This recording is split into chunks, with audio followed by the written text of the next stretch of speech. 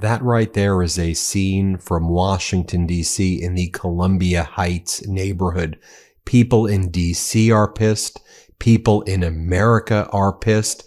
People in Ukraine are pissed at Donald Trump. People in Europe and across the world are pissed at this fascist Trump regime, which is weakness masquerading as strength and raw, unadulterated wannabe fascism as Donald Trump sucks up to Vladimir Putin and then just behaves like a 2-bit troll. You have Donald Trump making posts like this.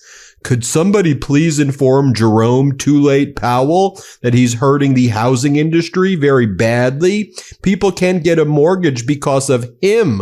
There is no inflation, and every sign is pointing to a major rate cut. Too late is a disaster.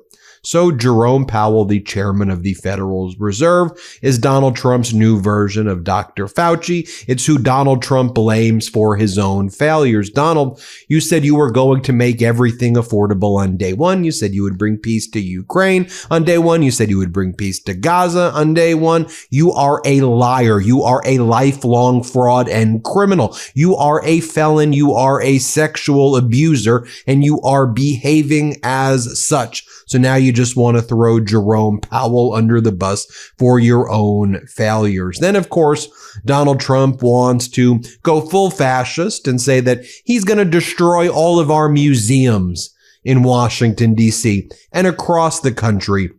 Donald Trump posts, the museums throughout Washington, but all over the country, are essentially the last remaining segment of woke. The Smithsonian is out of control, where everything discussed is how horrible our country is, how bad slavery was, and how unaccomplished the downtrodden have been. Nothing about success, nothing about brightness, nothing about the future. Can we pause there for a second, Donald? Slavery was bad. Are you saying slavery was not bad? I don't even know what your next line means. How unaccomplished the downtrodden have been. What the hell are you even talking about? Museums, exhibits generally don't predict the future. They're not forward-looking. They're museums. They're usually about things that have happened predating the museum. That's usually the way they work. And I've been to those Smithsonian museums and museums across our country. And by and large, they tell about the successes of our country, but they're also honest about the failures of our country and problems that we've had in the country. But isn't it interesting that when, let's say, people want to get rid of Confederate statues because they celebrate the Confederacy, slave owners, people who wanted to destroy our country, then the Donald Trump and the MAGAs are like, you're destroying our history, you're destroying our past. No, we're not. We're just saying don't glorify and celebrate people who glorify slavery and want to destroy our country with golden or bronze statues. We can talk about it, what happened in the Confederacy, but then when it comes to telling the truth about slavery and about some of the dark things that happened in our past, that's when the Trump regime is like, why would you say slavery is bad? I mean, that's how horrific these people are. I just wanted to call out that important contradiction there. Then Trump goes on to say, we are not going to allow this to happen. And I have instructed my attorneys to go through the museums and to start the exact same process that has been done with colleges and universities where tremendous progress has been made. This country cannot be woke because woke is broke.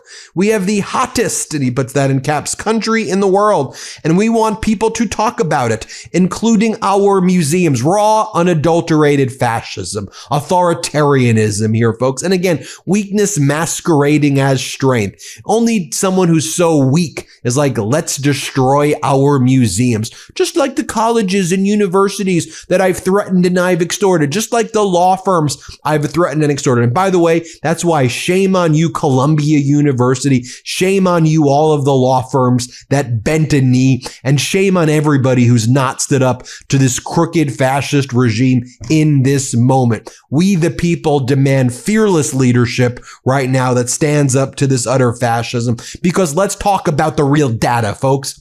Let's talk about the real facts, folks.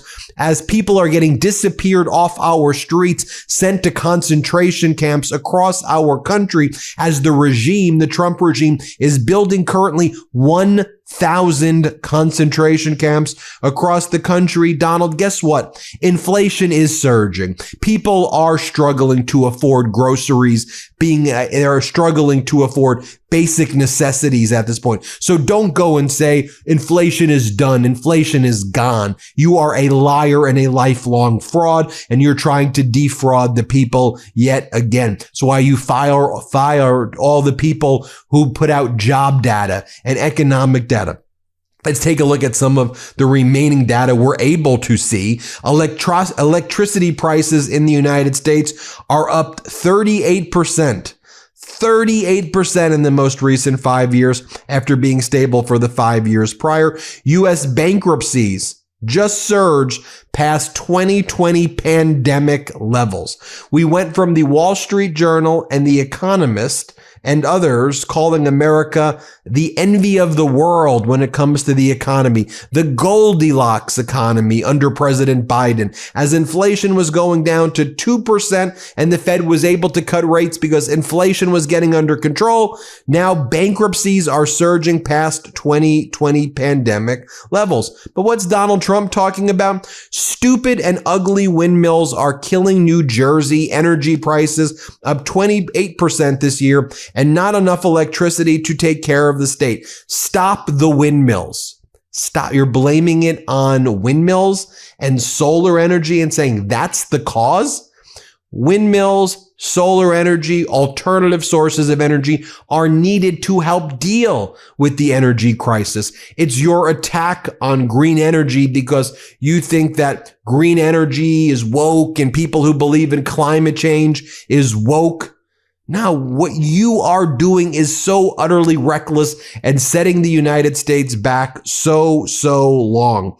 Here we have another headline from Bloomberg. Trump widens metal tariffs to target baby gear and motorcycles. Great work, Donald. Donald Trump stunned the logistic industry by widening steel and aluminum tariffs now to include more than 400 consumer items that contain the metals, such as motorcycles and tableware. So already, while Americans are struggling, that's your move. Meanwhile, options traders see what's going on. They see the bankruptcies. They see Meta, Zuckerberg downsizing their AI division. We're seeing this AI bubble. We're seeing an overinflated stock market, a scam market that looks like a Trump meme coin. So options traders are bracing for a big tech sell-off with disaster puts. That's how they're hedging. India's Prime Minister Modi is moving away from the United States after decades of the United States cultivating a relationship with the world's largest democracy, India. Donald Trump just threw that all away. There's criticisms of India for sure. But India is the world's largest democracy. America worked hard, big market, one of the world's largest economies. And Donald Trump just pushed India towards China. Modi's now visiting Xi Jinping, which he hadn't done in like 7 years. They're going to develop and strengthen their relationship together. No wonder Americans look at our economy. Only 22% of Americans now say America's economy is doing well. The numbers don't lie, although Trump wants the numbers to lie. You take a look at the average monthly job growth. Normally a 35,000 average monthly job growth from May through June would be a 4-alarm labor market fire. That's what's taking place here. We're calling it out what it is on the MeidasTouch network, but corporate news and Trump regime, they want to pretend it's all good. Then one day we're just going to wake up and you know what's going to happen. It's a big surprise shock. Where do these numbers come from? How is there a crash? Because we see it. It's happening before our very eyes right now. But folks, the rich will get richer. Donald Trump's buddies like MAGA Republican Senator Rick Scott just disclosed that they were doing about $26 million in stock trades last year that they just disclosed now. Yep, they just legislate on the issues. $26 million in stock trades. By the way, Rick Scott, the MAGA Republican senator from Florida, yeah, he was just involved in the biggest Medicaid and Medicare fraud criminal scandal in American history. Yeah, they paid a $1.7 billion, close to $2 billion settlement in a criminal case and a civil case where Rick Scott pled the fifth.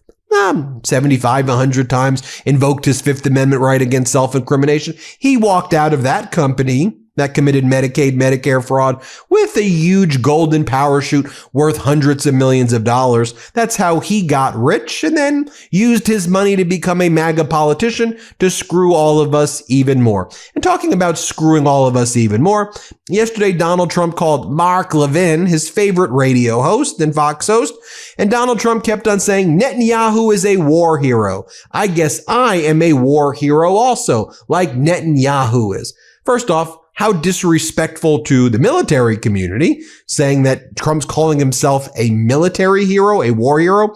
Dude, you got 5 deferments. You are the opposite of a war hero. And then praising right now Netanyahu. I don't think that's the right decision to do right now after the atrocities being committed in Gaza. But here's what Donald Trump said. Let's just play it one more time. Here it is. Worked with your friend Bibi. He's a good man. He's in there fighting. He's fighting. You know, they're trying to put him in jail on top of everything else. How about that? He's nuts. He's a war hero because we work together. He's a war hero. I guess I am too. Yep. Nobody cares, but I am too. I mean, I sent those planes. But now Donald Trump and Caroline Leavitt, they're out there. Just look at the shit-eating grin on Caroline Leavitt, Donald Trump's propaganda. She's like, Donald Trump wants to get to heaven. He wants to get to heaven. Heaven, everybody. He's like, that's what they were talking about yesterday. Trump saying he wants to get to heaven. Here, play this clip. I know the president said on Fox News this morning that he's partially seeking peace in order to get to heaven. Was he joking, or is there spiritual motivation behind his peace deals here? I think the president was serious. I think the president wants to get to heaven, as I hope we all do in this room as well. Okay, you want to look at reality, face the facts. Take a look right here. This is the family murdered by Russians yesterday in Kharkiv. Grandmother, both parents, 15-year-old boy, a year-and-a-half-old baby girl. Look at this family, Donald. You're responsible for that, Donald. That's on you right now. You want to talk about going to heaven? Take a look right there at that family that you've enabled Putin to engage in this behavior, Donald. The blood is on your hands right now across the globe for atrocities being committed right now.